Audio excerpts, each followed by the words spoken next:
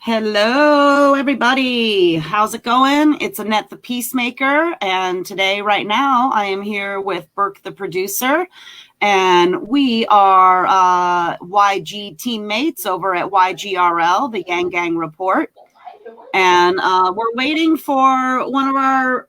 I have a new Yang Gang brother. His name is Jesse, and we've never met before, but he asked me to go live earlier today. And so I scheduled this so he can come on, but he's new to live streaming. So he is currently right now messaging me saying that he's trying to figure it out. So in the meantime, we are going to go ahead and talk with Burke because Burke is doing some cool things there in Las Vegas. And so Burke, why don't you tell us what you've been inspired to do and what's going on? And in the meantime, I'm going to multitask and try to help Jesse get in here, okay? Not a problem. So, you Hello, go. everybody. Well, some of you may already know I was the creator and the one who ran the series called Rideshare for Yang, where I'm a rideshare driver, and I went out and talked to people about Andrew Yang during my rideshare, and if they gave me consent, I would post it. Now, what I've decided to do is, since Andrew Yang is no longer running, and he suspended his campaign for now. I've decided. For now, it's an operative phrase. There you go. So what I've decided to do for now myself is I'm switching my series, and it's now going to be Rideshare for UBI, which stands, of course, for Universal Basic Income, which I speak for myself, and I speak for a lot of other, Yang Gang and a lot of other people. We love Andrew Yang. We were inspired by Andrew Yang. But one of the things that we were most passionate about was universal basic income. That's what America needs. And, I think that everybody should go out and, spread the word about UBI. A lot of people don't even know what universal basic income is. You don't want to talk necessarily politics with somebody or, recommend somebody or not or whatever. Just ask somebody hey, do you know what universal basic income is? And see what they say. Because I speak to a lot of people, and now, like I said, I'm transferring my series over to that, and that's kind of what my format's going to be is, hey, did you hear about that guy who wanted to give everybody $1,000 a month? It was called universal basic income. What do you think about that? And people's opinion. But I think America in general needs to be educated on what universal basic income is, and that it's also not a new thing. Just like Andrew Yang was saying, this went back to the founding of the country. They were talking about it. You want to say, oh, well, that's too far away. That's changed. Okay, let's go up a couple hundred years. Martin Luther King was talking about it. He got assassinated. So, this is something that's not an old, it's not a new thing. It's an old thing. And most of America. Oh, Jesse's a girl. Oh, good. Oh, and most of the. Jesse, I didn't know. I have an adopted brother named Jesse, and he spells it that way. And so I deeply, deeply apologize that I did not know. Oh no, it's okay. I feel really bad, though, actually. Like gender thing, that's a big deal these days, man. Like, shoot. Oh, I don't mind. It's whatever. I apologize. It's very nice to meet you, Jesse. Nice to meet you too. On chat. And then this is hi, Jesse. This is Burke. Burke is on the YGRL team with me, and he is running for office. He's going to run for an office in Las Vegas, and he was just telling us about that. And then he's gonna he's got some things to do, so he's gonna be done when he's done, and then you and I can talk. Okay, sounds good. Oh, Sweet. Annette, you let the kitty out of the bag, Annette. Oh, did I was say talking about UBI. You did kind of let that, remember? I wasn't actually going to announce. So Annette the Peacemaker just announced for me that I will be actually running for state assemblyman here in Nevada for precinct 15. Thank you, Annette. I still have one or two more hurdles to overcome before it's 100%. So at this point, I will state just for the record that it's 99.8% that I am going to be running.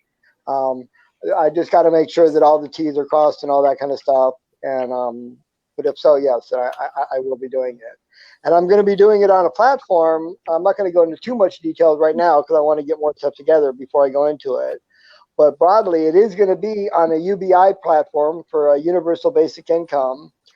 And it's also going to be, for people that don't know, Nevada is the #1 state being threatened by automation. Well, not being threatened. I mean, it's already happening. It's already here. They already have it at the one of the MGM properties where they have a robot bartender where that'll fix your drinks and you pay for it through a tablet and so forth, where you don't even see a person. There might be somebody in a back room sitting there, but that's one technical person probably opposed to, multiple bartenders and busboys and so forth and so on. And jobs are being taken away. And I have some plans on how especially Nevada can help and deal with that with their own UBI.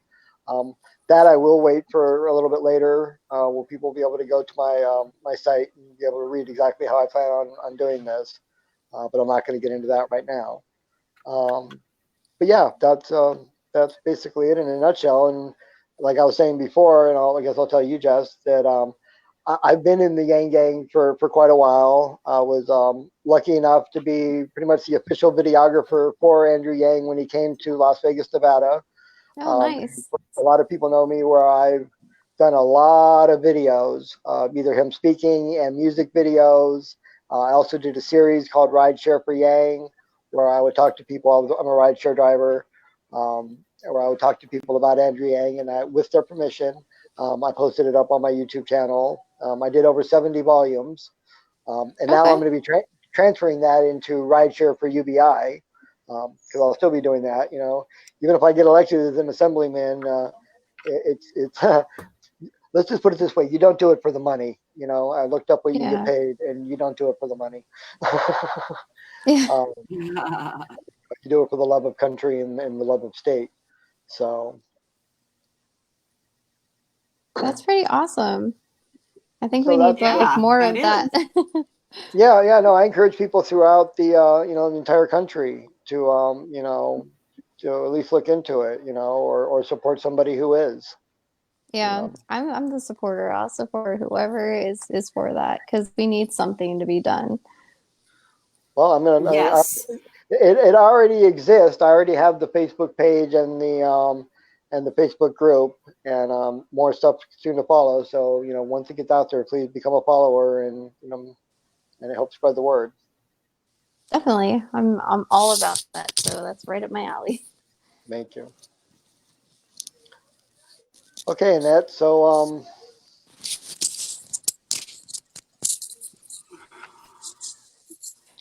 tell us a little bit about you, Jess.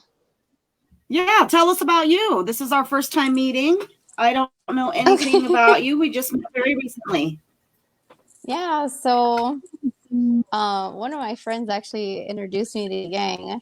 And, like the first time I heard about Yang, I was like, you know what? I'm not into politics. Like, get that crap out of here. Like, I don't care who this new guy is. I'm not interested.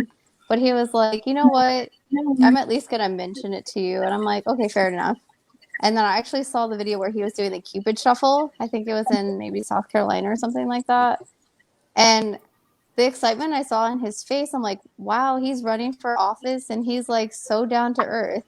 So then I went back to that friend and I'm like, remember how we talked about Andrew Yang? Can you tell me a little bit more about him? And that's how it all started. Do you mind if I ask you what state you live in? I'm in Minnesota. Okay. Oh, okay. Okay. Yeah, well, so our friend Jacqueline is here and she wants to come on and join us too.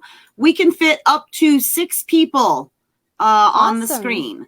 So we can keep talking amongst ourselves. As people drop out, we can bring new people in. And then I'm heavily multitasking. So I'm also going to see if I can get any candidates that are running on a UBI platform that I'm friends with to join us. Okay.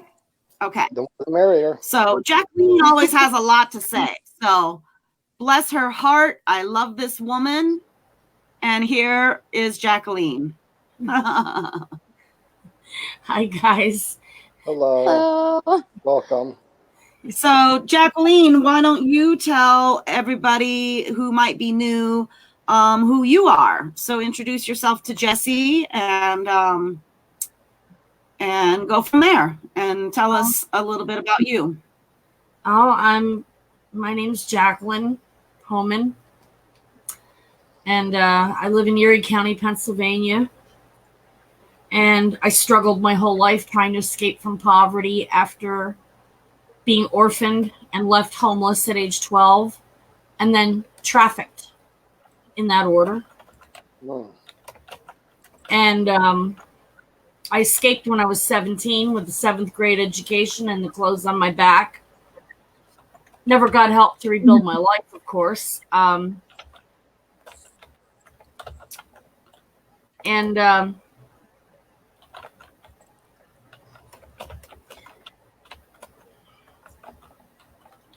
Had the stigma of being unfairly criminalized for having been trafficked as a homeless 12-year-old. I did what all the experts told me to do. I went into debt for a college education, and I earned a STEM degree, literally while homeless and eating from garbage cans. Mm. After getting my GED. And I did that around the obstacles of being dyslexic and being homeless. And to me, now I'm 52, I'm diabetic, and I have Crohn's disease, and I can't work even if somebody was willing to offer me a job, because I have, health problems that just don't permit me to work outside the home. Plus, I'm caring for my elderly husband, who's a lot older than me, and he's even more physically disabled than I am. And we live in a house with a roof that's collapsing, and we've been without our gas, heat, and hot water since 2008. We were never able to afford to get our system replaced and get our gas back on. And right now we're living with just, the pellet stove behind me for heat. I had to beg for help on Facebook for 6 weeks just to get $1,300 to buy enough pellets for the stove so we wouldn't freeze to death. And it went down to almost 0 last night. It was 50 degrees inside my house last night and throughout most of today.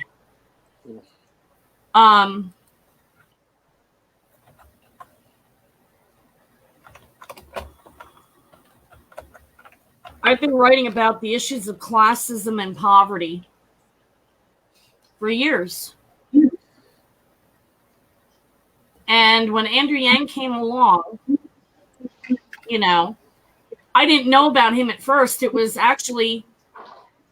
Bernie Sanders people that actually turned me off to them. And that's how I got interested in Andrew Yang. It's kind of backwards in a way, but they were actually materially responsible for pushing me firmly out of Camp Bernie into Camp Yang, because I didn't like the way they were treating other poor people who were Yang supporters, when they were accusing people who were Yang supporters of being privileged and just, wanting the working class to subsidize them with a UBI, which makes 0 sense. But anyway, I became Yang Gang, and the past 2 days have been really hard on me because Andrew Yang suspended his campaign. I've had to struggle against literal life and death odds my whole life in a society that gave exactly 0 fucks about me as a poor, marginalized woman. And if I would have quit every time some asshole would have told me, this is impossible, you can't do it, I wouldn't be alive sitting here talking to 3 of y'all right now. I'd be dead. If there's one thing I could do I would do this. I would love to give Andrew not just some emotional support to get back on the saddle again, as in this campaign this year, but also encourage him to not give up. Because when the going gets tough,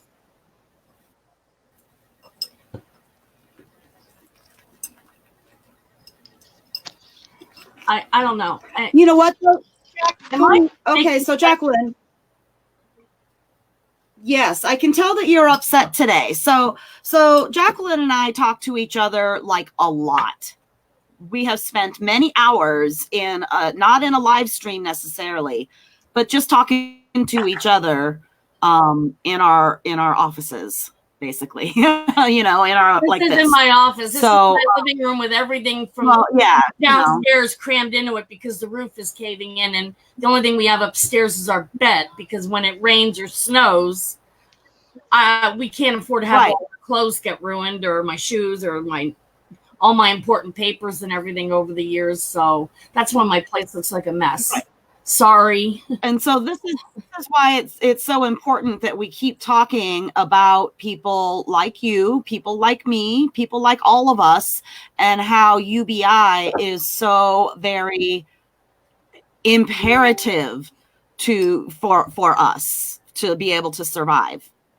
Your roof is caving in the room behind me, this wall behind me, the room behind that, it's infested with black mold, and that ceiling is caving in and stuff like that. So I've got 2 rooms. I can't live in this house. This room this is in is the only room in the entire house that does not require any repairs. So Same like, here. yeah. Same here. This area, and I guess it's not that I'm upset. I just feel like, nobody in this society gave a shit and helped me at all. And I was told I wasn't trying hard enough, and that when I got physically disabled in a car accident from a blue-collar job I briefly held, and getting jobs was very difficult for me with the sort of Damocles of a stigmatizing record over my head because of being a trafficking victim. And being a poor woman also didn't help when you have to face potential employers with the visible conditions of poverty. So I didn't get my dentures until, I was in my 40s. But I had to, even though I didn't have a place to live and I was eating from garbage cans, to earn my college degree, trying to compete against middle-class kids who had everything while I had nothing, and I graduated with a 3.0 GPA with my math degree. Never got a chance for a job, even though I did all that. But all I got told by everybody was, well, you can't give up. You got to keep trying. Don't whine. Don't complain. Nobody cares about your problems. And it's like, now we had a chance. And Andrew Yang, I don't think he understood he really could have won if he would have just had 1/10 of the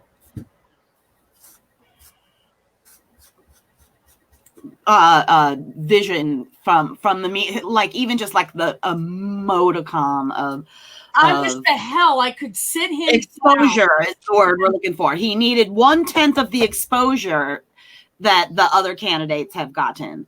And I just wish I could have sat him down. So that's the way to do. This is what keeping on trying means.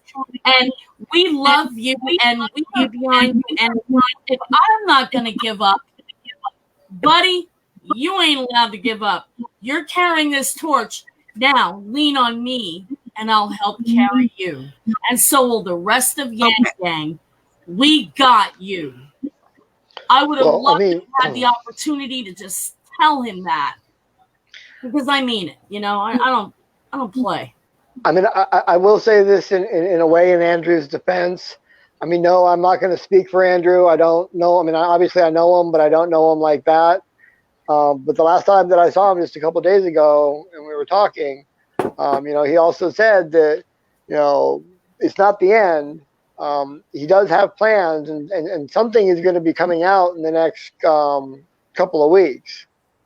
So, Well, I am not like, giving well, up. no, it's not. and UBI, I mean, we were talking about that a little bit right before you came on, but UBI is something that is definitely America is starting to learn about, and even if he doesn't get elected, and it's not through Andrew Yang, this is definitely the beginning of something with UBI throughout the country. It might not be exactly what everybody would hope for in the beginning of $1,000 a month for everybody, and it might not even be everywhere in the beginning. I'm just tired of having to beg online for help from people that are better off than me, just so I can not die. No, I understand. I think I deserve better than my that. father is a diabetic, and he has to take insulin, and they just increased his money, where he can barely afford, and he's 73 and he has to work. He works as a translator, translating different languages back and forth, but he has to do that just to help to get that money to offset his insulin cost. And he actually does get retirement. He made good money back in the day, so he gets a decent amount, more than the bottom amount, I'll say. Oh, I never. But it's still not enough. Anything. I never got to have anything. I never got to have anything. Oh, I do feel for your story from what I've heard. Okay, Jacqueline, we need to talk about we're moving forward now. Okay? What happened. I just think people like me are going to be pushed aside and forgotten by everybody else. We're not letting that happen. You are not being pushed aside. You're in the Yang Gang now, and we're not going to let you die. Okay? We're not going to let you die. So, because we're a family, we stick together. Right. So now what we have to do is pick ourselves up. We're sad that he's suspended, but I am moving on as if that did not even happen. You guys, I'm telling you, I didn't even watch the full suspension speech. I didn't watch it. I couldn't. I was like, nah, he's not done. I'm not watching it. I was like, nope. Because I believe in the law of attraction. I believe and I practice the law of attraction. And I have been manifesting President Yang since maybe like a week since I discovered him. You know what I mean? I was like, oh, yeah, this is the guy. So I've been using the phrase President Yang over and over again. I've been picturing them in the White House. I picture those two little boys playing in the Oval Office, just like Kennedy's kids did. There's that famous picture of JFK Jr. under the desk, And so you do that. That's what we have to do. We just have to keep moving forward as if we didn't even get knocked down at all. Well, because we have to remain fierce and strong. I completely agree in that. Unfortunately, I wish I could stay and continue on this conversation with you guys.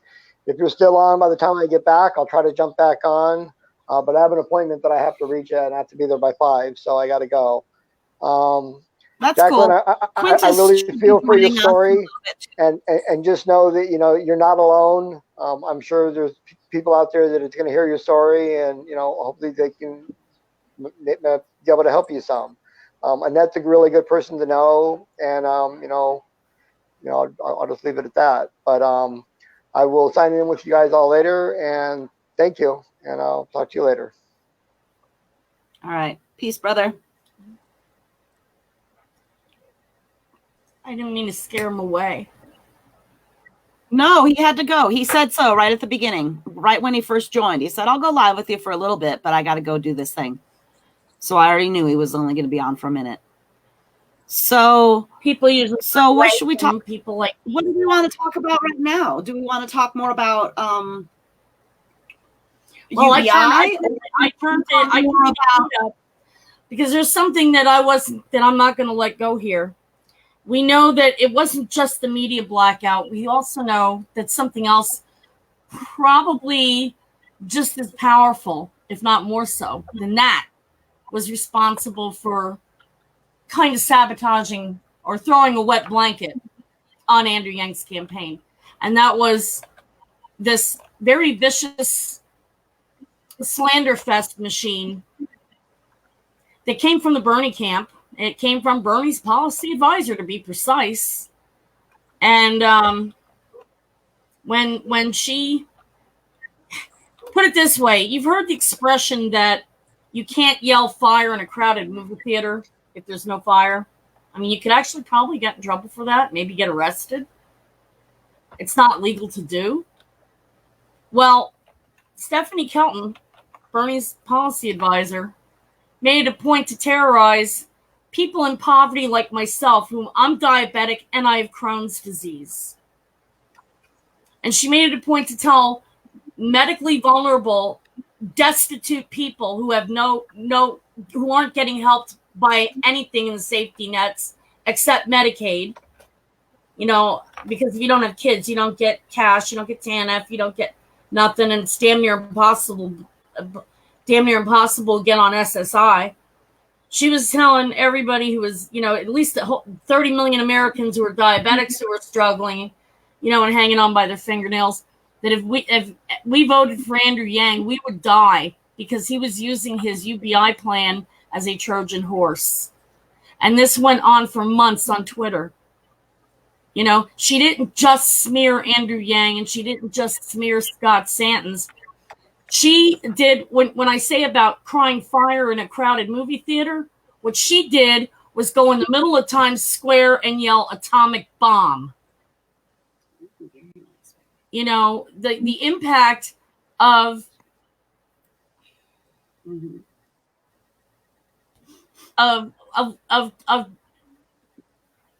traumatizing already traumatized people who are traumatized because we're dealing with chronic illnesses and we're struggling to not die in poverty because we're not getting helped. And what she did, you know, if it's not a criminal offense, it really ought to be, quite frankly. And I think that had a lot to do, we're traumatized because we're dealing with chronic illnesses and we're struggling to not die in poverty because we're not getting helped. And what she did, you know, if it's not a criminal offense, it really ought to be, quite frankly. And I think that had a lot to do, we're traumatized because we're dealing with chronic illnesses. Okay. I think that really had a lot to do with, I think that really put a hell of a wet blanket on the campaign. I really do, because when people are scared and they're put in literal fear of their limbs and life, literally, they're not going to go read that candidate's platform. They're going to be scared and they're going to just shut down. I was spending, up until Andrew Yang suspended his campaign, I was spending at least 4 hours every day online, reaching out with other members of the diabetic community to try to put out these fires that, you know, that came from Bernie's camp. And that came from basically his policy advisor. And, you know. So what can we do about that now? All we can do is counteract that, right? So we still can't change the past. And it is infuriating. I am not dismissing what you've said. I'm not. I personally have heard this story many times myself. So, but what now? We need to continue moving forward. I cannot express that enough. What are we going to do to move forward? We can't stop this woman from slandering Yang. If Yang feels slandered, then it is up to him to do something about it.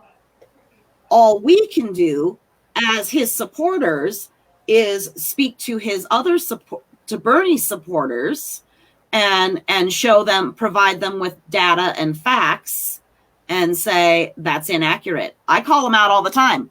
I do. I'm like, well, that's inaccurate. Actually, the numbers are blah blah blah blah blah blah blah.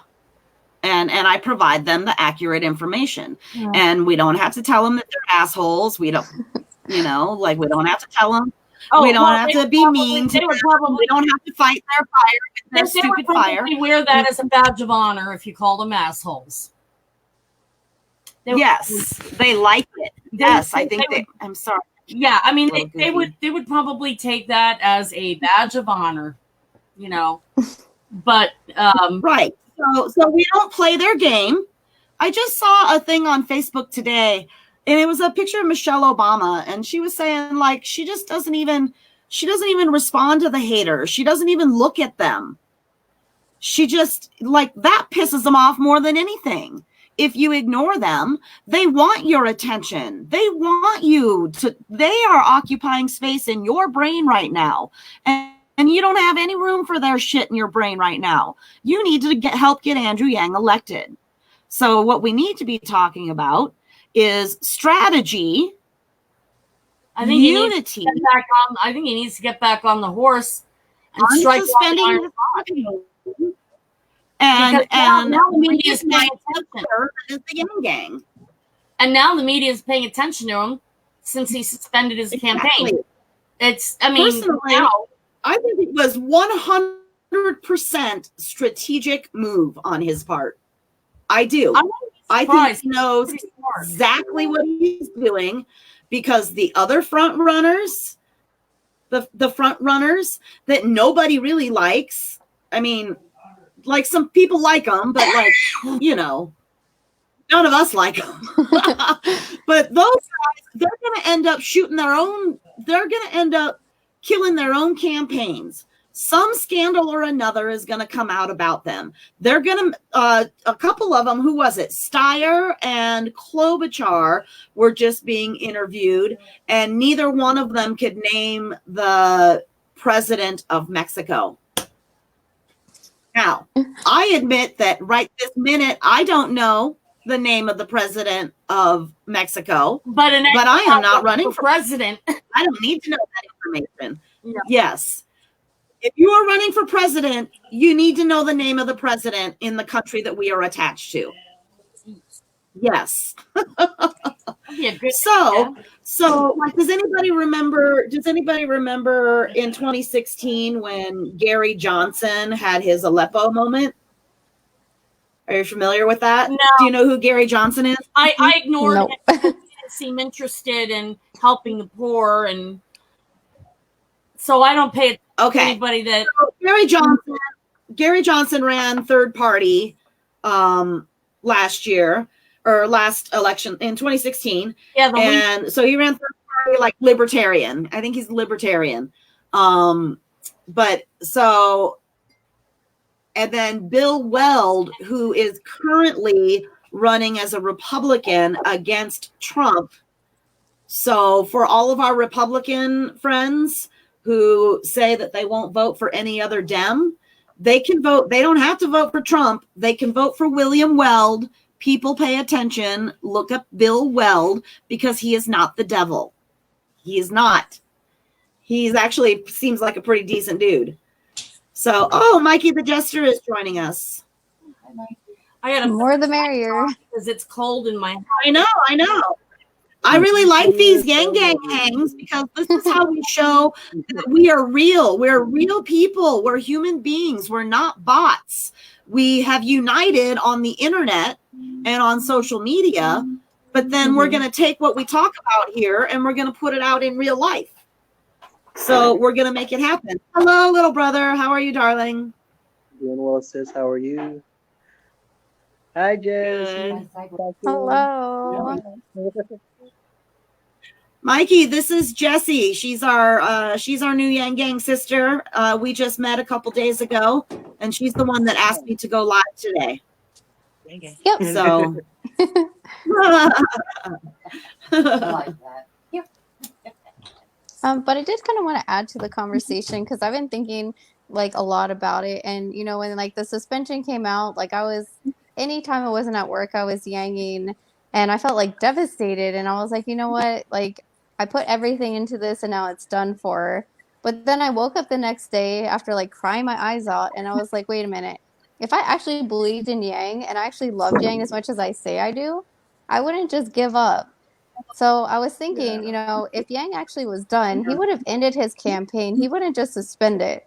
But now it's like everyone wants to talk about Yang, so he's getting some publicity. So he's smart. He's not going to do something, you know, really stupid. He's getting a hell of a lot, but my concern is I live in PA, which is a closed primary state, and he's not on the ballot. And I got two conflicting bits of information. One said that I could write him in, and then the other said, no, you can't because it's closed primary and he's not on the ballot. If he's not on the ballot or anything, I couldn't write him in. On the ballot. Why is he not on the ballot? I don't know because he hasn't ended his campaign. He's still technically in the race. He's still technically in the race, but he didn't get the signature needed in my state to get on the ballot. And my state has a very, very, very narrow window, you know, for doing that. And but suspended is not the same as ended. Like, it's just not. He is still technically in the race. He should be on the ballot. He's not. He did not. He's not. Well, that's He's crazy. Not on the ballot. If you'd like on the ballot, we can let him in, right? No, you should be able to write him in. Well, that's the thing. I was told by one source that we could, and then by another source that no, we couldn't. And I have no car. I have no money. My income is zero. My husband gets $1,000 a month in Social Security.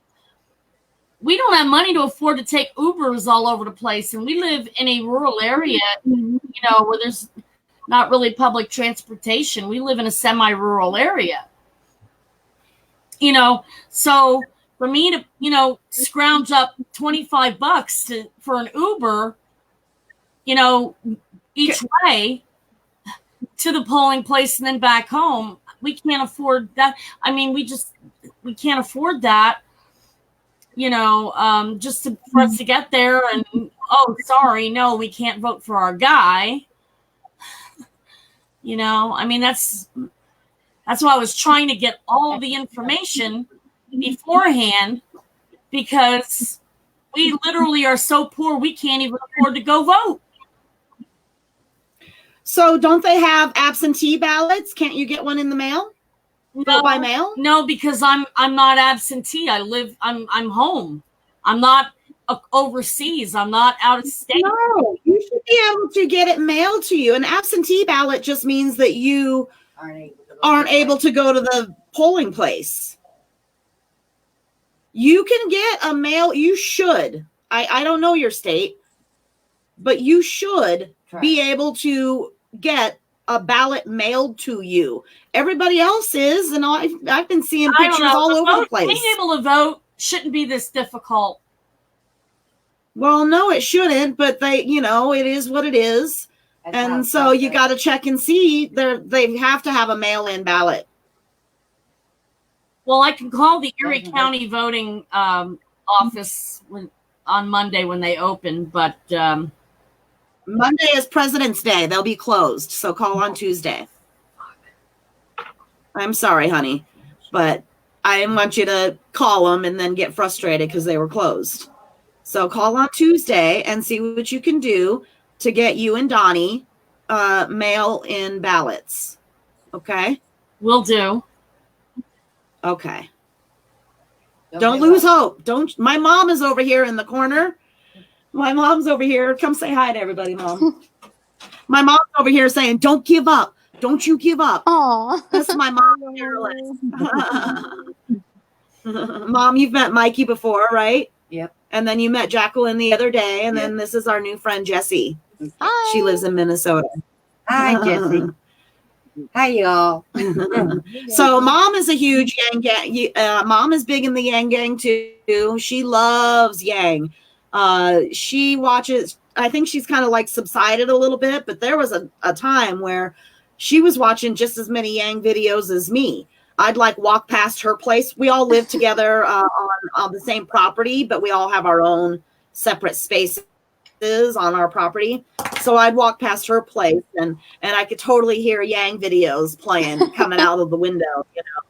That's what So we need. she's in there watching hours and hours of Yang videos. You're probably going to think this is nuts. I watched all of his videos, every one. And this was after I read all his policies and was already Yang gang and on board. It was like, I couldn't get enough of this man. You know? Well, it became my job on YGRL to share all the Yang gang created content that we could find on YouTube. So, oh my gosh, like I was sharing hundreds and hundreds and hundreds of videos, and I would watch, like, I couldn't watch every one of them because there's not enough hours in the day to do that, especially as it just kept growing and growing. So I would watch like the first maybe 5 minutes of each video and then move on to the next and then move on. But like I just got so much Yang content that I swear I have his stump speech memorized because I've seen so many town halls, so many rallies. Put the money in our hands. I watched everyone because he was so different than any other candidate. And I remember when H. Ross Perot ran, he was another one who suspended his campaign, but he waited several months before coming back in. Mhm. I think he made a mistake. He should have come back sooner because he would have won. I was definitely an H. Ross Perot fan too. Okay, so I think that he's pulling a Perot right now, but I think that he's gotten probably more momentum because of the internet presence. So I think he's pulling a Perot, and I think he's gonna wait till some of the others drop out or mess up, and then I think he's gonna jump back in. He's gonna swoop back in right at the right moment. I just hope I do. it won't I be believe it. too late for us because with my state being difficult to vote in as a closed primary state and with the crazy narrow window for getting, I forget, I think it's like 15,000 signatures or something like that. And he only has like 2 weeks or something to get them. You know, I remember like who Yang is. Like he's a super smart. you know, it's like I don't want to be robbed of the chance to be able to go vote for him in the primary. I feel like this is all planned. I feel like this is the trick to fire up the Yang gang to see how severe we really And the media. need this, you know, and the Media media. all See paying how much attention. media attention he's gotten ever since he's dropped. Crazy. I mean, I And feel like the other candidate. it's all on purpose. Mhm. And Obama called him. So, Obama? like, I saw that on a Twitter. On a Yep. tweet. It's been about a week now, and look at the Yang gang. We're still as strong as ever, if not growing. Yep. He got over 15,000 new followers within 24 hours of his suspension announcement. Wow. Yeah, also, if you look at Google, like the amount of people who are looking at Yang, it's gone up like double, like just recently. And I'm like, that's awesome. So I think it was a really good like strategy to play it this way. And if Yang Gang is really as strong as we say that we are, he's like, I know they're gonna back me up. Well, I'll tell you what. My husband and I have to get wait for our neighbors to come back home, so we have somebody to take us to get our 20-pound propane tanks refilled because we're running a propane space heater in our basement right now, so the pipes don't freeze and burst because we have no heat down there, no heat in the house except the pellet stove behind me, which I don't know if you can see that. That's my pellet stove. Yeah. But it's really bitter cold. It's really bitter cold. And what we're going to do is if we get a ride to Krause's department store, which is a local family-owned store that sells hardware, and they do propane tank refills and everything down in the middle of downtown Erie. My husband and the neighbor is going to be yanging the fuck out of the everybody in Krause's. You know, this is what we've been doing, and we have no resources. We don't even have a car, but we've been yanging every opportunity we get. We yang people we yang their ear off so that they're thinking. I just yanged a homeless man on the side of the road the other day, and he already knew of Yang, and that went very well. And then yesterday I was at the gas station, and I have these. I have my little Yang Buck cards, these. So I have a big stack of these in my car, in my purse, just like everywhere. And I yanged the gas pumps. I put Yang Bucks in the gas pumps. That's awesome. That's a good idea. Tuck it in there. So there's like 8. There were 8 opportunities to yang somebody because it was a small gas station. There were 8 pumps, and every Where pump do you got get those a yang. cards? So my friend, one of my Yang Gang friends, mailed this to me, and then I ended up sending him a couple bucks to pay for the shipping because I had it. He didn't want to take it, but I gave it to him because I know that he spent money on all the materials that he sent me. Well, what I'm saying is my husband gets his Social Security check on the 3rd. And if it's not too expensive, I mean, I don't care if I have to miss a couple meals. As long as I have something that I have to take my insulin with, because I got to take insulin with food. If I have no food, I can't take my insulin, which is don't do that. But don't do that. I can miss like a couple meals. Like I can go with eating just you can't. No. Listen to me. There are resources available to get you the materials that you need, and you don't have to skip any meals because you can't. Don't, because you can't. Okay. We will find a way to get you some materials. Now, I found a business card company where your first box of business cards are free, and the shipping is free if you allow them to put their logo on the back of the card, which is not a big deal. They just put their website link. Okay. And a little later on, I just looked up free business cards, and I don't think it was the very first one. I can't remember the name of the link right now. So I'll have to kind of go dig in that.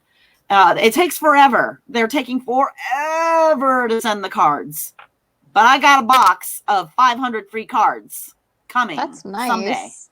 Someday. Yeah. Eventually. And even if it's only 200, that's 200 cards, man. So there are resources out there. And then a little later, we can talk with Quintus about Abundance for America, because I think that they help people get materials. Specifically, they can't help you give you money, but they can help get you materials. Well, that would be great. That would be great. Yeah.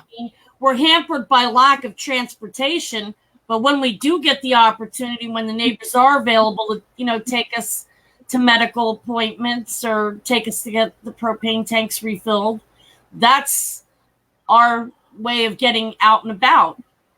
And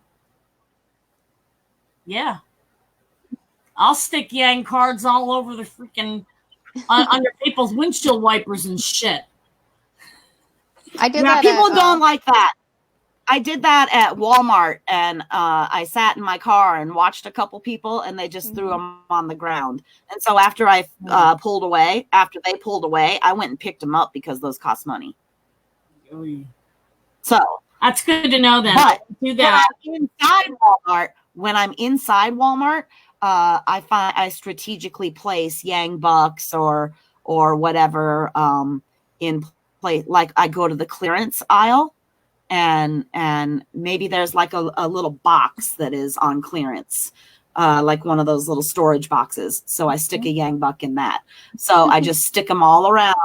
And then I stick them in a couple of, like in the candy section in the checkout lane. I just stick That's a it good right in a idea. box. I just stick it right in the box of Snickers and stuff like that. Yeah. So yeah, I just walk around. Ideas. You're giving me some ideas. Uh-oh. Now the gears are turning. Yeah. And then like I go into Goodwill and I do the same thing. I might place one sticking in a picture frame or something like that, you know. So I'll go strategically place cards all around Goodwill too. Very covertly. Stuck them in a couple books. So when they come, they buy the book and then they're like, oh, what's this? Oh, a bookmark. Nice. Mm-hmm. So, yeah. So the Yang Gang is really good at helping each other out that way. And we will find what we need to take care of each other. And to keep putting the message out, because as far as I'm concerned, he's still in the race, Well, and you I saw am my not. tweet. I said the hat stays on. Still voting for Yang. Yeah, Yang Gang forever. Yes, I have 2 new T-shirts coming in the mail. I can't wait to get said, those well, and wear 'em. would you come and consider voting for Bernie if Bernie offered UBI? And I said, well, that depends, because it's not just the UBI, and my situation is dire. But you know, I have something more than just UBI. I have something called integrity. It's about the humanity first part. It's the humanity first part that gets me. I have a humanity first tattoo on my arm because humanity first forever. Right. That will never change. Bernie and his people are not displaying any humanity. No, I said that it wouldn't be enough. Not and at that all. my tweet response was I basically said, I'm not a cheap date. And even though this would be a lifesaver for me, Bernie would have to do better than that. He would have to start by publicly apologizing to Andrew Yang and to Scott Santens, who's a prominent UBI advocate, for the smear campaign, for the criminally malicious slander that his policy advisor launched. You know, and I said, then I'd think about it. You know, right. Because yelling atomic bomb in the middle of downtown Manhattan is the equivalent of what she did. This wasn't yelling fire in a crowded movie theater. It was yelling atomic bomb. And, you know, it was an order of magnitude worse because of the number of people that were literally told that, you know, you vote for this guy, you're going to die. You're not going to get help with your medical assistance, you know, that you need just as much as you need an income. And that's, you know, not only was it blatantly false, but, you know, it was just a whole level of unnecessary trauma, you know, for tens of millions of people. And that's not a humanitarian type of thing to do. That's not a humanity thing to do. And I think that, you know, and that's what I said in my tweet, you know, hey, I'm not a cheap date.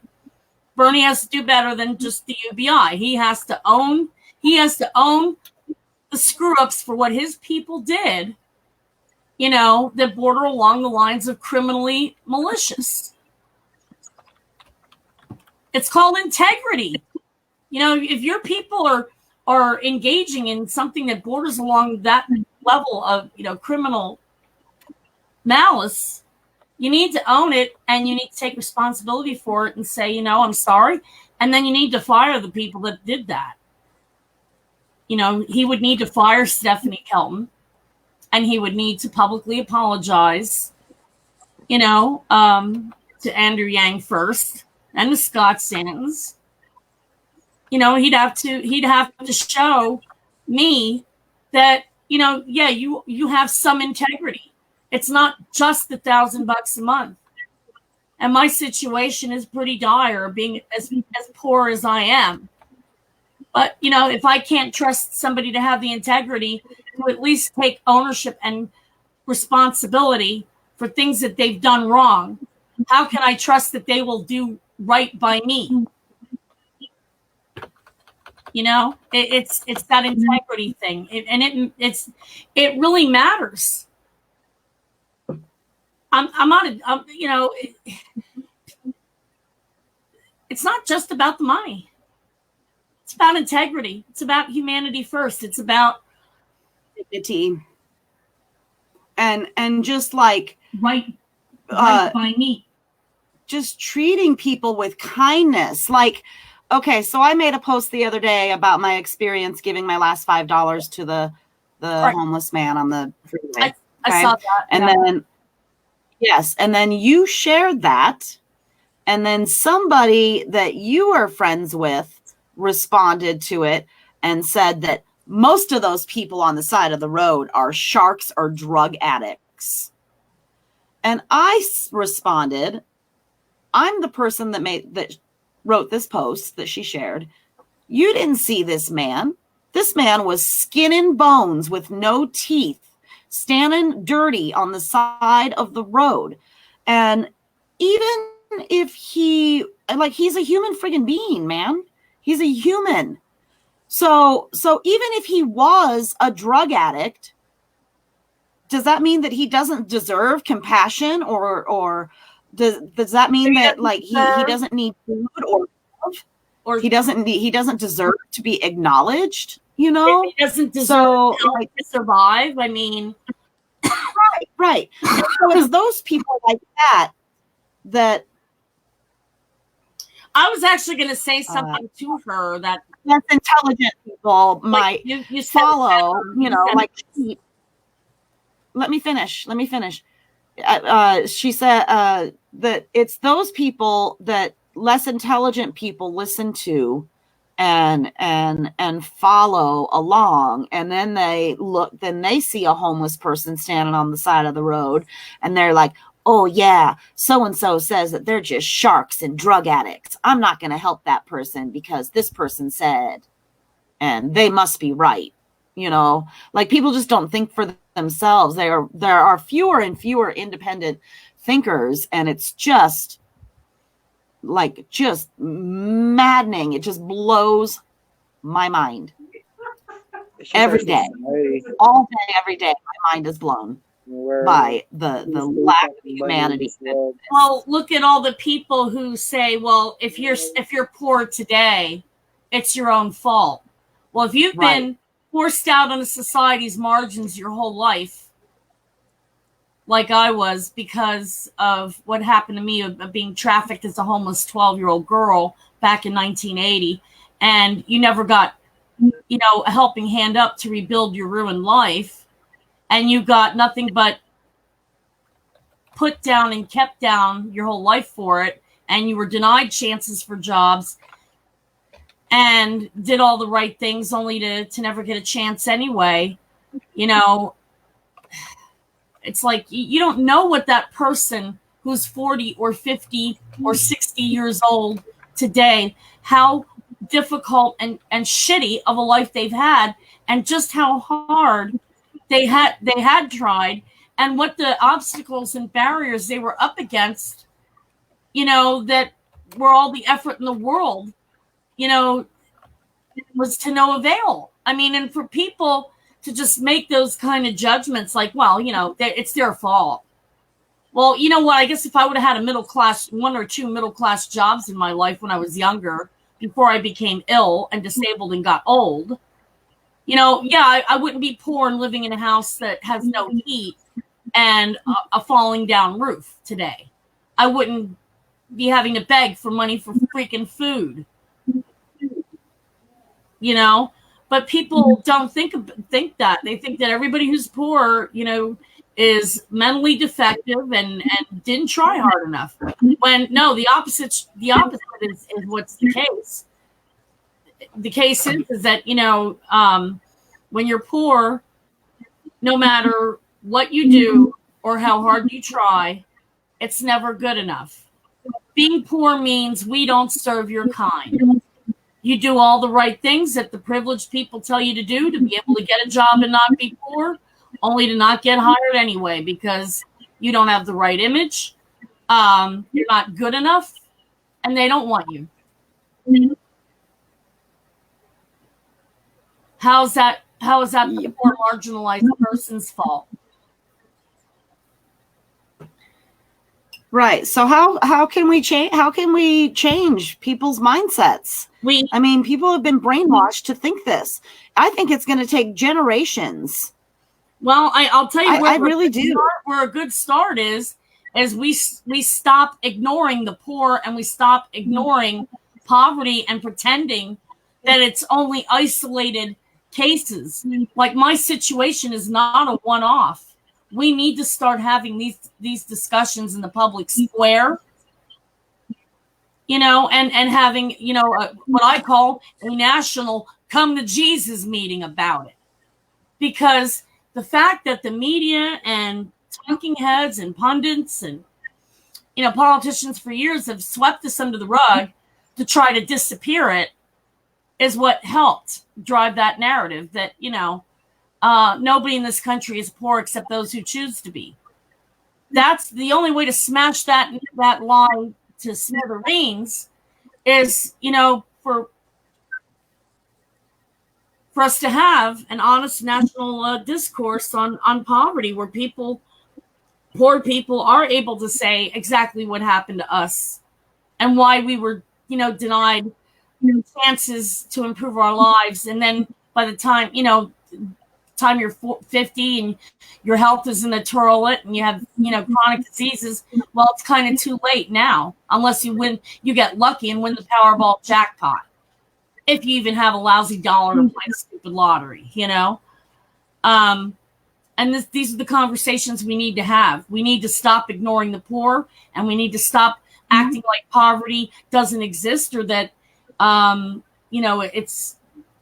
it's a one-off thing, and it usually only happens to the undeserving poor, like that ignorant woman who posted on the Facebook in response to when I shared your status post, where she said, "Oh, they're all druggies or sharks." Yeah. I mean, this is how we have to do that. We have to stop being middle class centric. I mean, you look at all these other politicians, they ignore the poorest of the poor. Everything's about the middle class and the working class, those who are lucky to have their health and be able and have jobs, or who are lucky to have incomes of some kind, that are decent incomes. We need to, insist that, the truth be told. And that doesn't happen when the poor gets swept, and pushed aside all the time. So then what we are doing during Yang's little suspension break, I dubbed it the suspension strategy.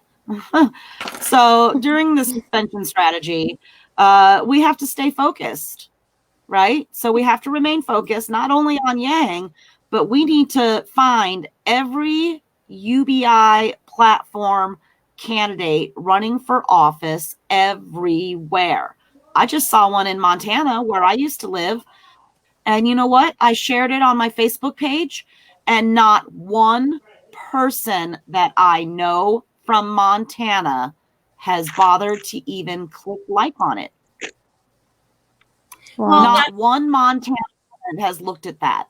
That's because when I said about this country as an issue with classism, poor people for whom this UBI is literally the difference between life and death, literally.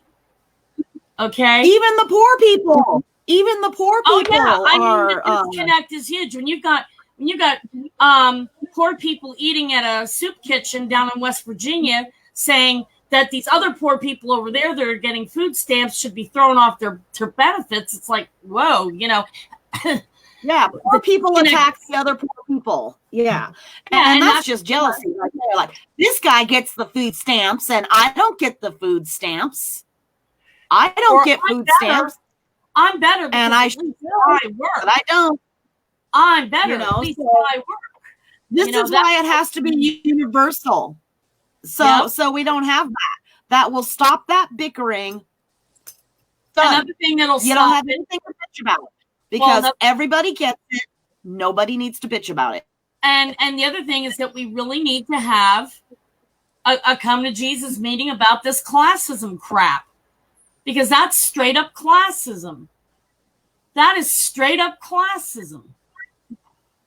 That's, and this is, we always talk about how we have to unpack our knapsacks of white privilege and male privilege and cisgender privilege. And well, how about we unpack the knapsack of class privilege, social class privilege? We need to have that conversation. That way, people like us that are fighting for UBI, it's not going to be such an uphill battle when we can get the people to unpack their knapsack of classism. This is what we need. This is what I think. And I'm speaking as a poor person at the very bottom. I might be poor, but I'm not stupid. It's just another ism. I just thought of John Lennon's All We Are Saying is Give Peace a Chance. And he's talking about, they're always talking about bagism, da, da, da, and he says all the different isms, and ism, or something like that. Yeah. And that's what made me think of that. There's so many isms. It's sad. But I think that we're all Americans. Like, why should we not be? I mean, these states aren't united. We're not United States. I don't call it that at all. I call it America now. Just America. Yeah. America. Mikey, our brother Christian just joined us. Say hello to Christian. I hope he sees that. I can't see him. No, he just joined the watch party on Public Fan Base. Oh, okay.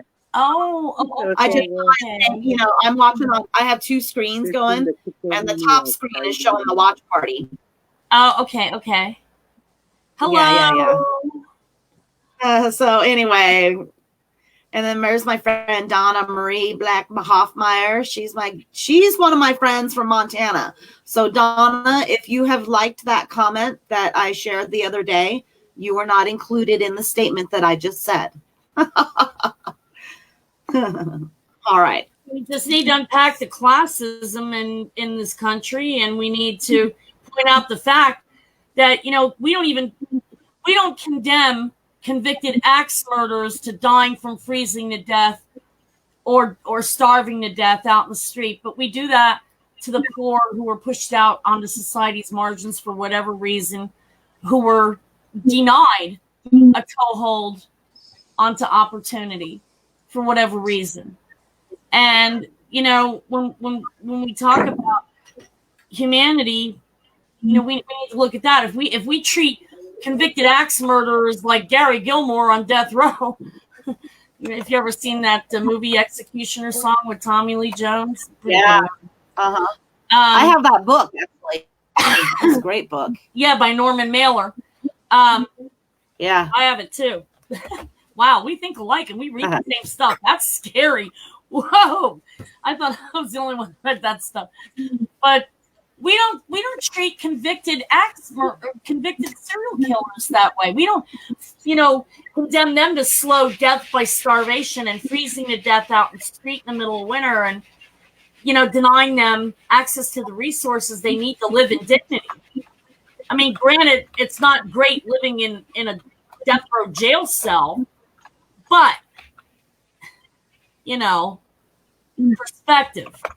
perspective, and these are the conversations we need to have.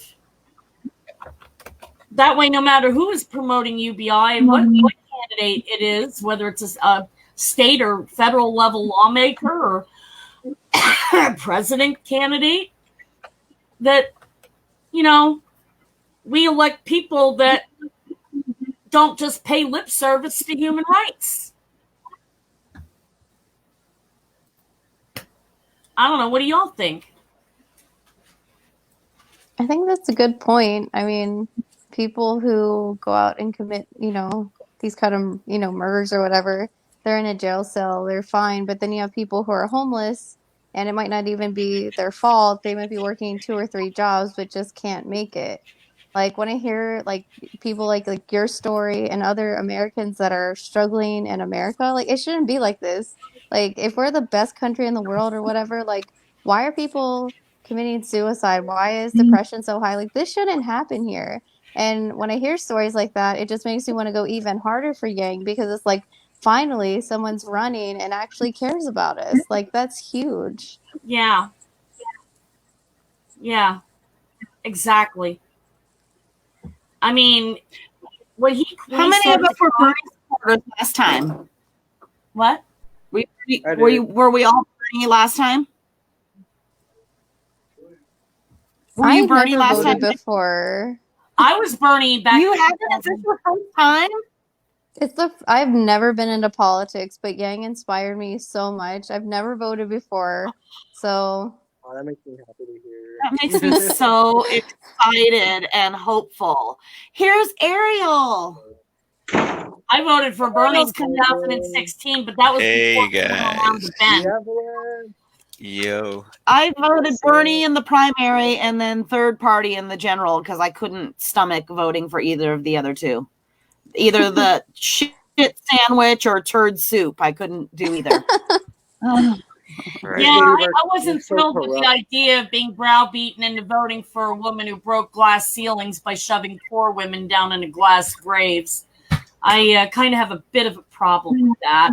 So I kind of voted with my backside.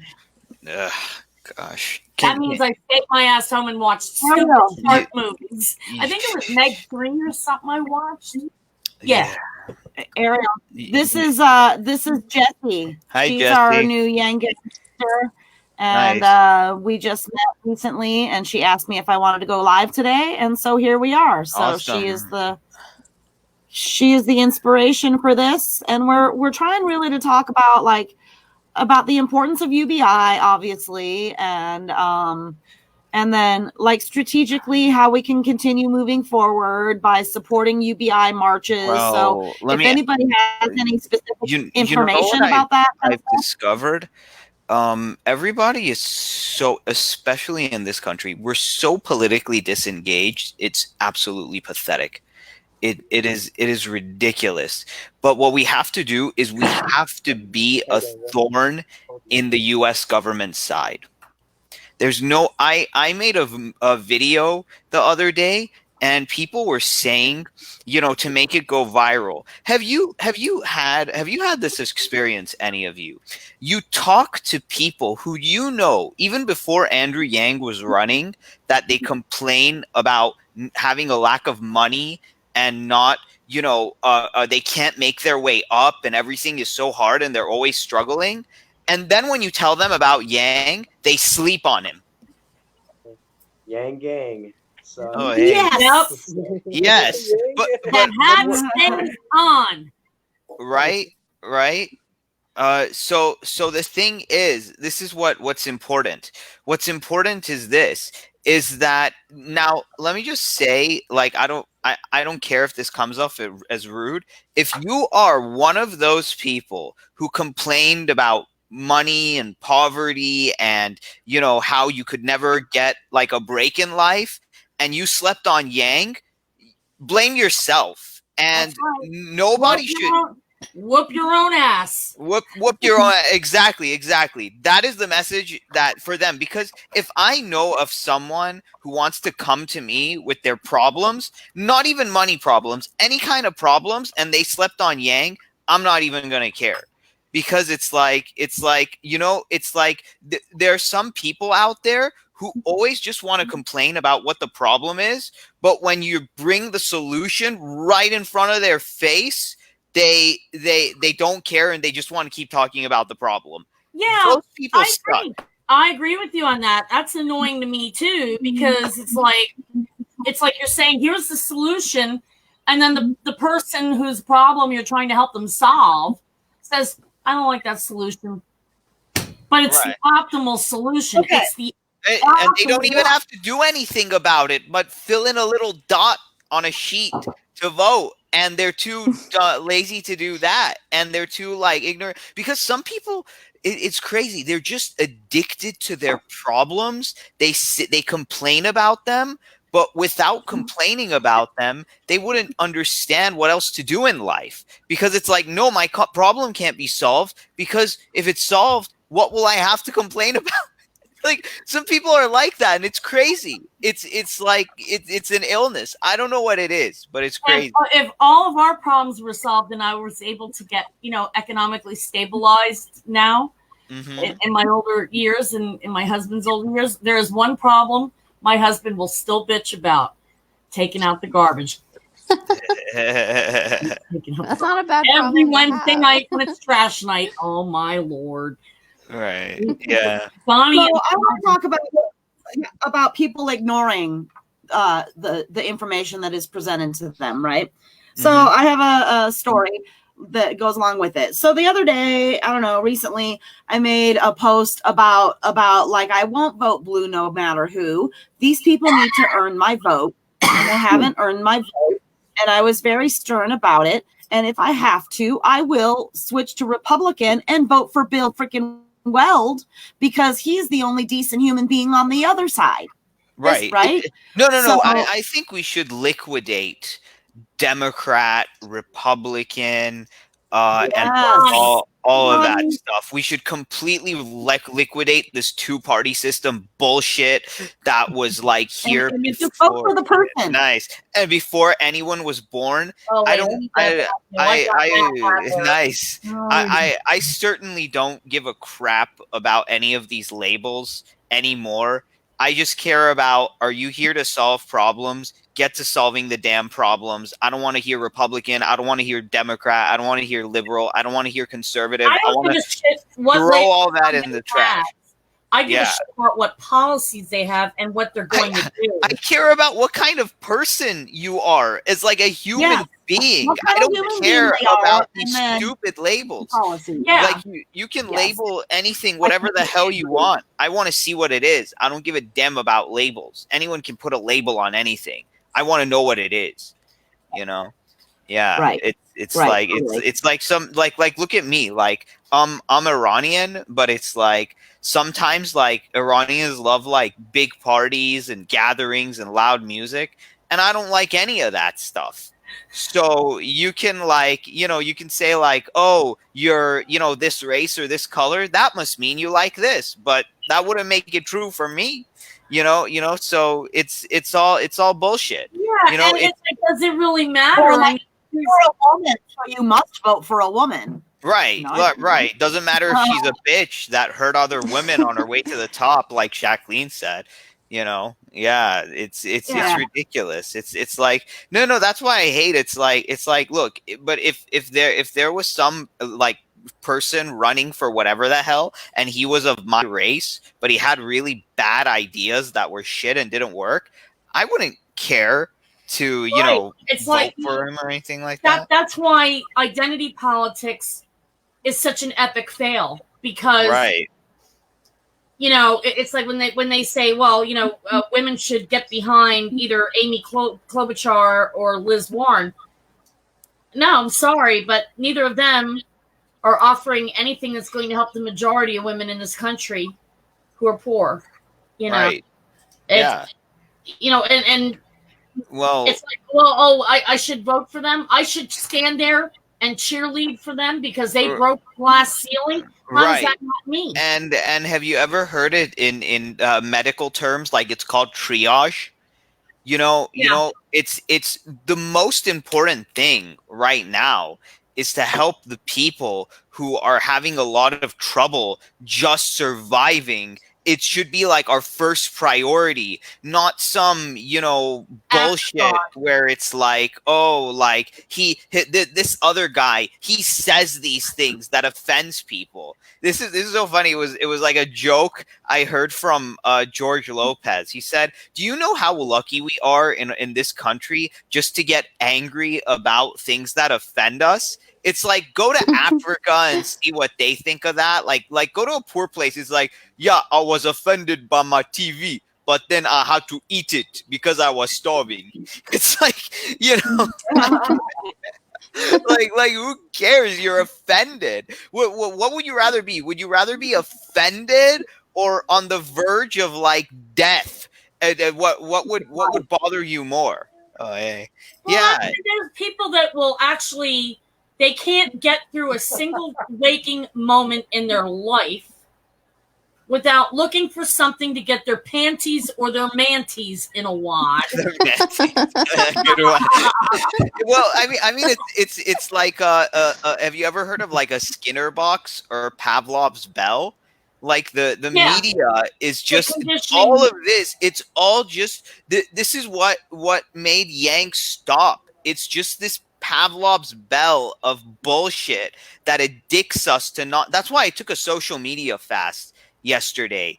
It was like I can't do this. You know, it's just like people jumping in. Everybody has an opinion. Like, who cares? It's like, what are you doing to change the realities to make things better? You're not doing anything. You're just like, you know, attacking and getting mad. Like, that doesn't do shit. That You're just doesn't help. using words.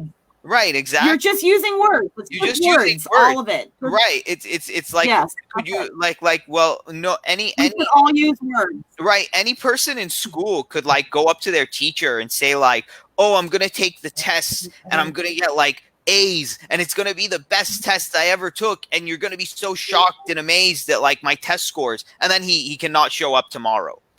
Are these words like, can we actually back them up with like facts or any of those things? Like, do we have any of the receipts? Do we have any of the evidence? If we don't, I couldn't care less. Get lost. Like, and that's where we should be politically, but the media has just screwed it up, because what and then when people get offended, like, all their logic goes out the window. They get into this tribal savage mode, and it's just because of the ways in which we, I think, communicate, and we don't take the time to really analyze things and look beneath the surface. Most people just look at everything in the surface, like, you know, the iceberg, only 10% of it is up there and then 90% of it is like below the surface. Mhm. We don't look at that part of like the whole iceberg. We just look at that top. That's what I was saying in Scott Santon's Discord server on one of the channels last night, when they were doing a post-mortem on, you know, how did the campaign for UBI, you know, fail in the early stages of Yang's campaign. And I said, well, first off, James Robichaux, who I follow on Twitter, he's a Yang Gang too. He's also a Georgist. He's, you know, that's how I learned about who Henry George was. I stayed up all night. I was reading his whole freaking Twitter thread where he went through the entire chapter of Henry George's book. And, you know, Donnie was like, "You coming to bed?" "No, I'm trying to read. This is really good shit, man." And, it's like he was explaining to Yang Gang peeps, this is how you want to present the UBI. He touched on something that's right up my alley. He says, the language we use is critical. You can't, you know, promote this as $1,000 extra, because then you're going to get people that are, you know, going to be pissed off from the left, that are going to say, oh, it's not fair to the people on the means-tested welfare programs because they will have to choose. And he called it right. You know, he said that they needed to reframe the argument as the UBI is a social floor and it's compensation for our loss of access to the commons. Right. You know? And, you know, and as soon as he was like going through this, you know, somebody else who was a Yang supporter, who, God bless their heart, was saying on their page, you know, what would you do with an extra $1,000 a month? And a welfare caseworker, a person, I guess, who was on their Twitter feed right away. I mean, James Robichaux was so dead on. He predicted it, but it was so easy to predict. You know, but this Right. person who was a welfare caseworker jumped on this Yanger's Twitter feed, and the first words out of her mouth was, guess what it was? It's not fair. Everybody else that's better off will have extra money except the poor. And it's like, Stop. and I could just feel, names through the Twitter. What about the poor who don't like you, right? You don't get, yeah.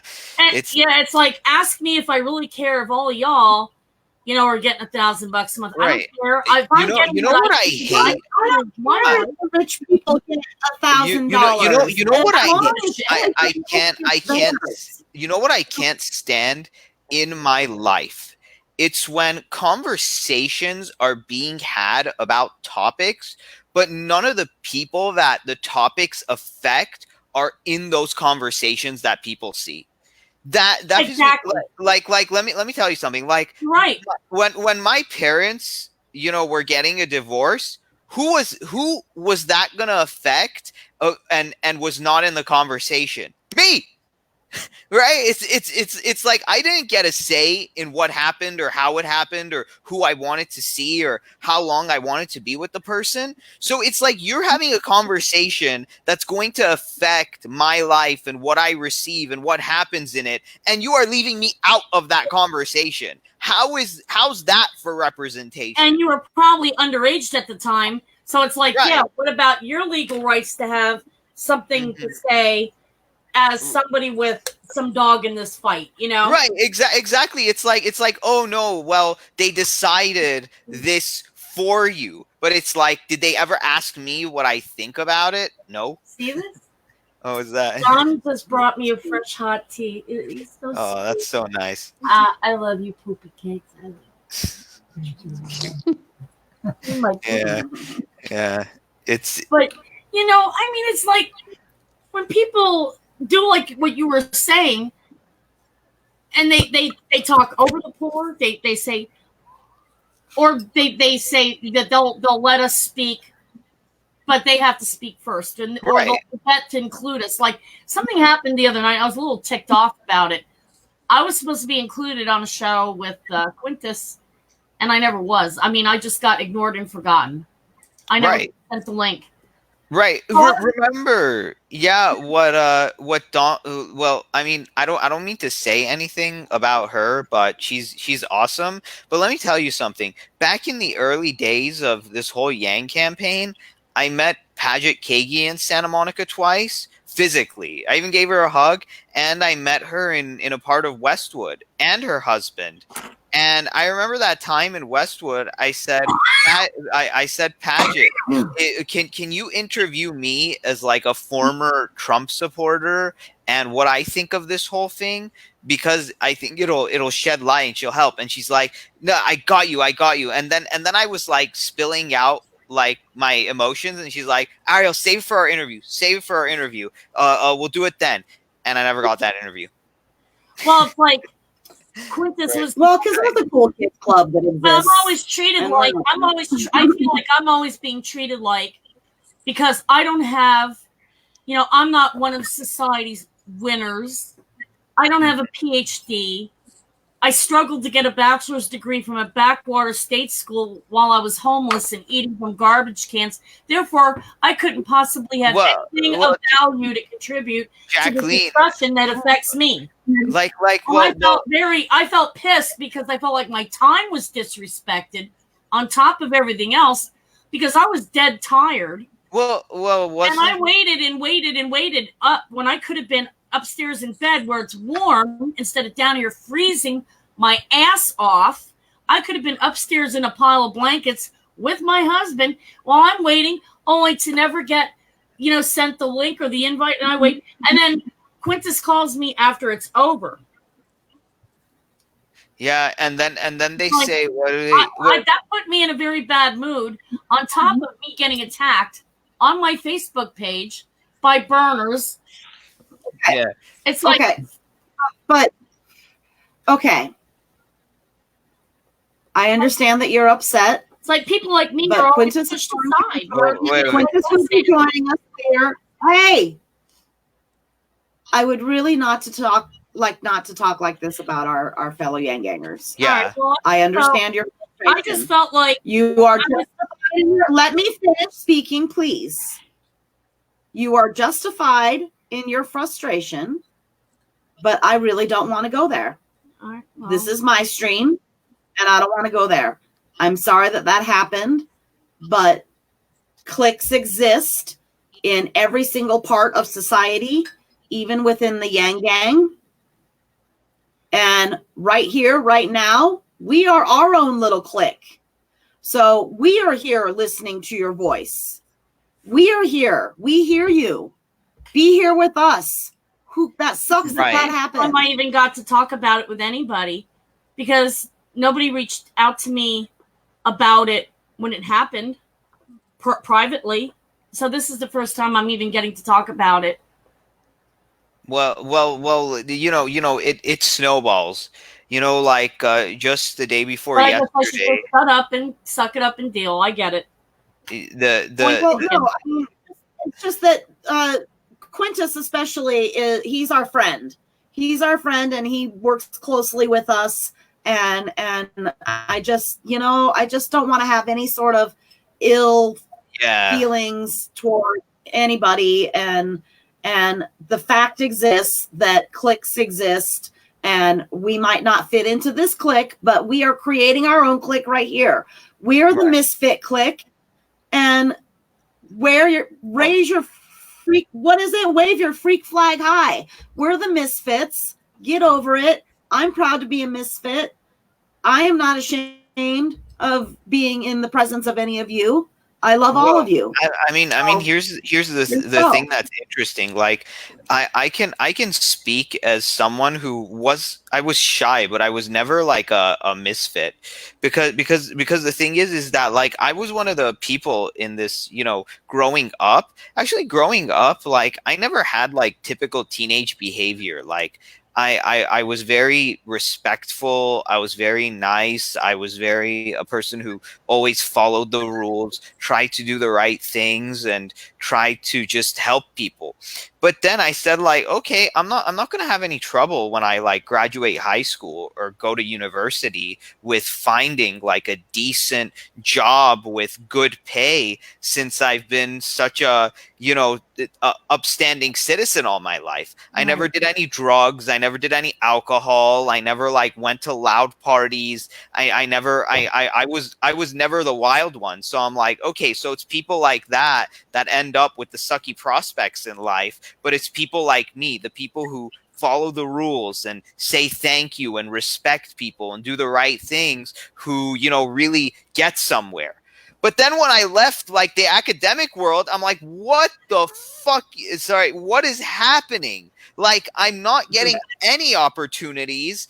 Everybody keeps asking me for experience when they're not willing to give me any. Like, how the hell is a person supposed to navigate through this world of like careers and corporations and jobs when some of them won't even give you a chance to like get your foot in the door? And I've been an upstanding citizen in my whole life. I don't have anything on my record. I never did anything like terrible, and yet I'm in this situation. So that's when it started going on in my head, like, something's not right over here. Something's fishy. Something is messed up. And then Yang came and said, "This is what it is." It's like when I was selected to interview for a high school math teaching job at a distressed urban high school in the Bronx, and I find out that I'm one of 26,142 selected candidates for the interview. That's not how many applied. Like, and there's only 1,800 jobs, and it's like, whoa, I mean, when my university and when my college always had a career fair, like, I didn't care. I said, I want to get my foot in the door, so I'm just going to apply to every one of them, and at least one of them will get back to me, because I want to work now. Like, I want to be a productive member of society and like do my part and like work. And then I applied to every single one, and then like none of them came back to me, and I'm like, okay, like, what the hell is this? What's going on? I used up like Yeah, exactly. I followed this recipe. I did what these assholes were telling me to do for my whole entire life, and now like what? And so I was just like amazed, and then I was like, okay, this is really weird. Like I see people just telling like people who are poor and distraught to just get a job as if it's like some kind of magic, and here I am like applying and not even hearing back. And do poor people even have like money to afford a suit and a tie or print out a resume or get an internship? Will anyone get an internship? So how can you tell that poor person to like just get a job when here we are as university students, like going to classes and getting educated, and we're applying to all these career fair jobs and not hearing anything back? And then I'm like, what? Like, this is not, something is up. Something's not right. Something is really, really bad. And turns out it was. It was like, yeah, it's not rocket science. So that's not. It's not. Right. And the thing is that when the numbers don't add up, and I know Right. exactly what you were saying, because what you're saying was you were basically following the mathematical principle of the law of large numbers. That you send enough resumes out there, somebody. You're gonna get I hit. followed the same recipe, dude, and it's yeah. And it's like, well, why isn't this happening? Well, it's because the labor market conditions were misrepresented. So what happened is now there's a glut of people who do have degrees, who did the right things, and who did all the things that we were told that we had to do if we wanted to be worthy of a chance for a job, so we wouldn't be poor and without dental care and health care and a place to live and clothing and food. And what the hell? Right. It's like it was a bait and switch, and we got told, heh. Yeah. So this is where I'd like to jump in. Where I'd like to jump in and talk about trade school. So I went to cosmetology school 2 weeks after I graduated high school in 1988. Mm-hmm. I graduated from beauty school in 1989 when I was 19 years old. Today I am 50 years old. Okay. Now, the benefit of trade schools, the benefit of doing hair, which I can't do anymore, is that it's universal. No matter where you go, you could live anywhere in the entire world and somebody's going to need a haircut. And that is a skill that like cannot be replaced by a robot. They tried it with the Flowbee back in the day. Does anybody remember Flowbee? I don't know. It was like you hook this little clipper thing to a vacuum hose, and then it sucks your hair up in the vacuum and cuts your hair. That sounds stupid. Now I Yeah. want to God. grab my blanket Marion. over my head. So we can't be replaced by robots, okay? Yeah. You can't, and there is a need for that skill no matter where you go. And I can do a haircut wherever I'm standing, So like I used to carry my hair gear around. I have done haircuts in the most bizarre places. I once cut my friend Dean's hair. I cut my friend Dean had a layover. This is when I lived in Minneapolis. He had a layover at the Minneapolis airport in between Alaska and Iowa. It was like 2 or 3 hours or something, right? So I met him at the Minneapolis airport in the parking garage right next to my car. I brought a little fold-up stool for him to sit on, and I cut his hair during his layover. Yeah, That's man. cool. Like it's wild. Yeah. Do it anywhere. Except now I'm disabled and I can't do that because the two body parts that I lost full use of are my hands and my feet.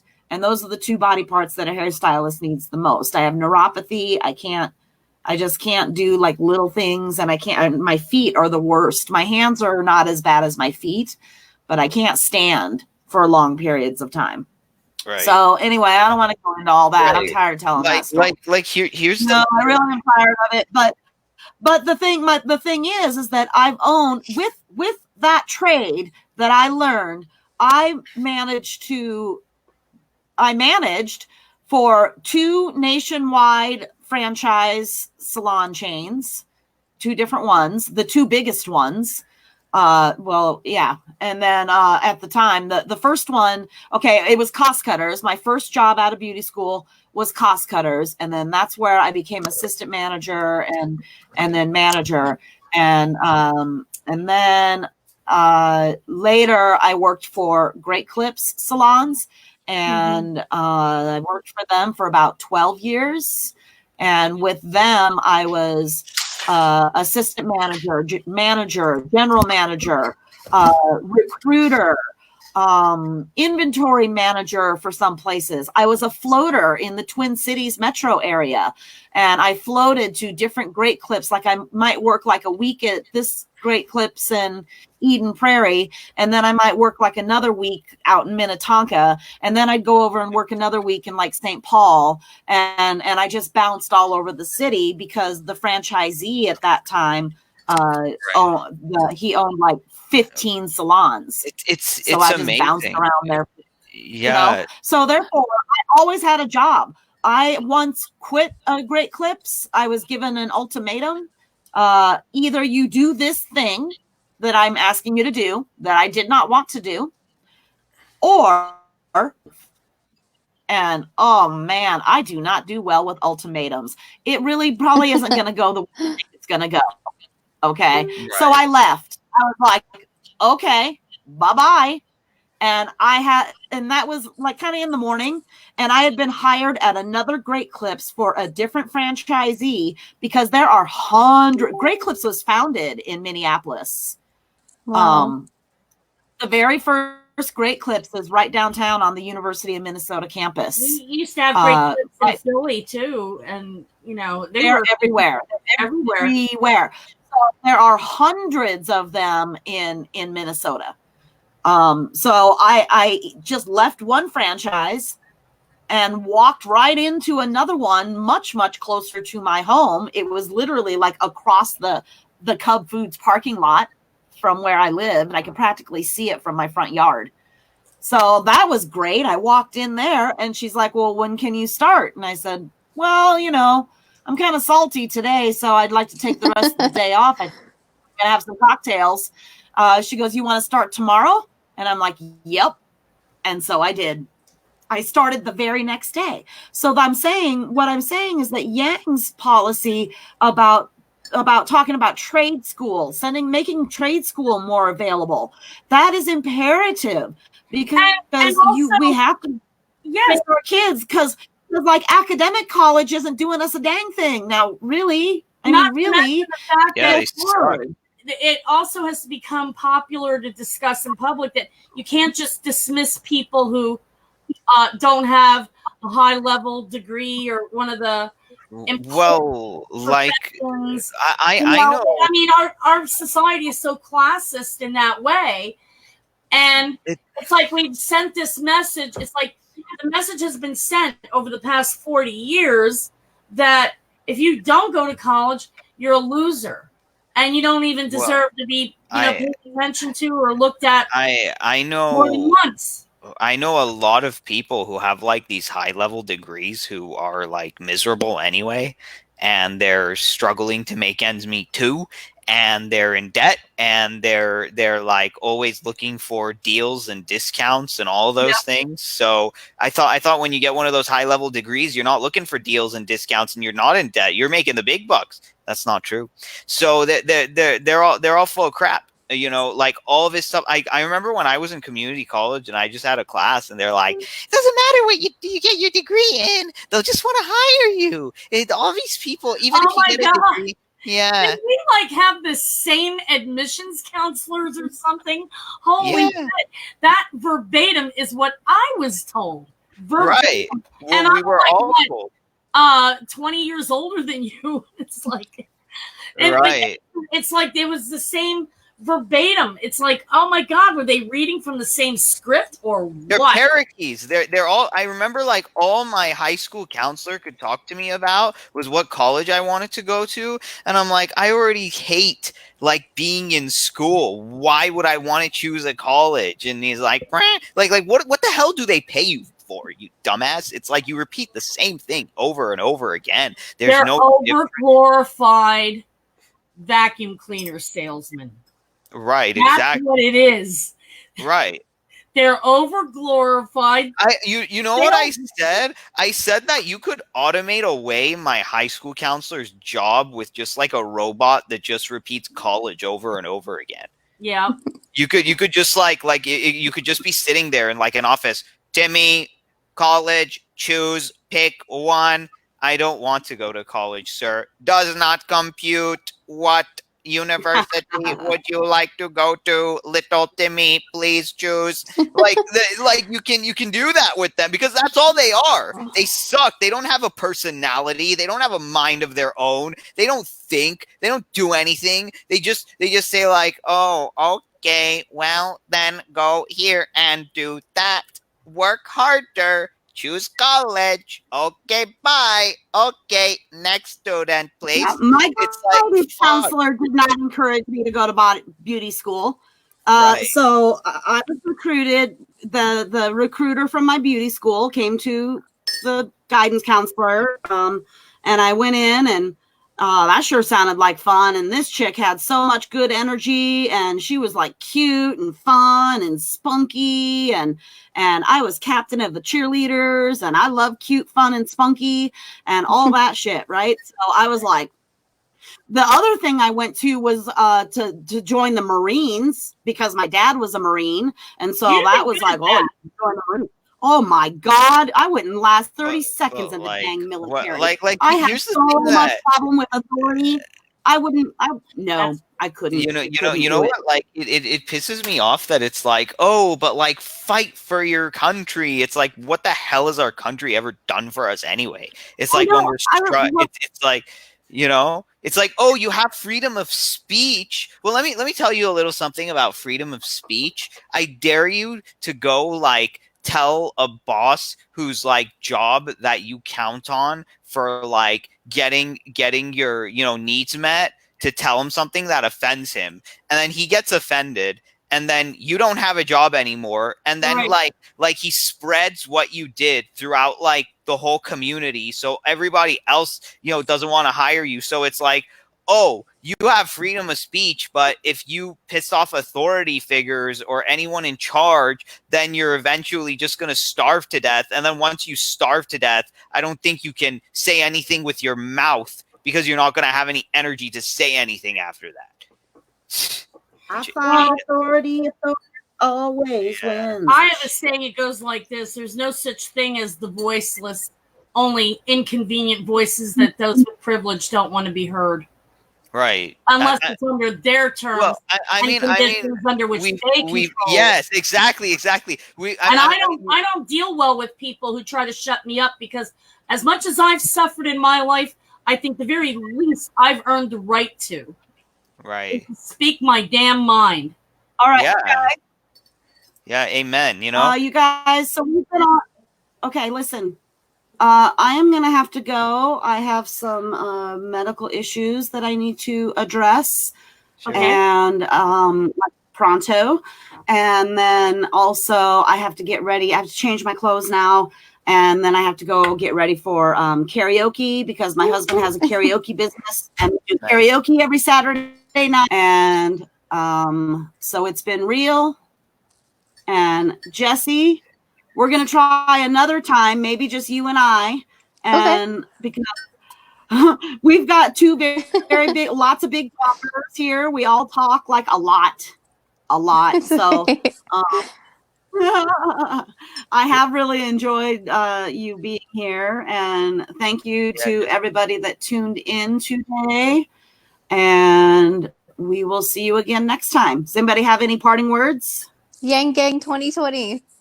Yep. Still, yeah. So still voting for Yang. Once the unsuspense. Okay, so get out of the past. Okay, these are my parting words. these are my parting words. What Mhm. happened, happened. Hmm. Let go of old shit. It's not serving you anymore. Right. Find new ways to look into the future. That can be applied to any part of your life. Okay? Hmm. If it's no longer serving you, you have to let go of it and move forward. Move forward. That's the only direction we can go right now. Right. Exactly. Okay. Right. Yeah. Those are my That's last for sure. words. Hmm. Okay? Well, All I'm right. I gonna love you guys. continue writing. Good. Yeah. You keep Yeah. writing, girl. Just just make the gears in people's heads turn. We can just say that. That's what always You does know, something. Annette, I'm sorry if I said something that offended, and anybody that might have heard that, but it needed to be said, and I won't say it again. I know. I just didn't necessarily like in our own little group. I just didn't really want to like name names in our own little group. You Mhm. know, like we all knew who you were talking about. So I just wanted to kind of keep that. Yeah, That's all. but But anyway, we're still live right now. So oh, this isn't. thank you for saying that. I was not trying to steal your voice. Mhm. Okay, I thought. Never mind. Okay, I'm shutting it off. Shh. Say Okay. goodbye. Bye-bye. Cool. Bye bye. Bye. Bye. All right, Ariel. We can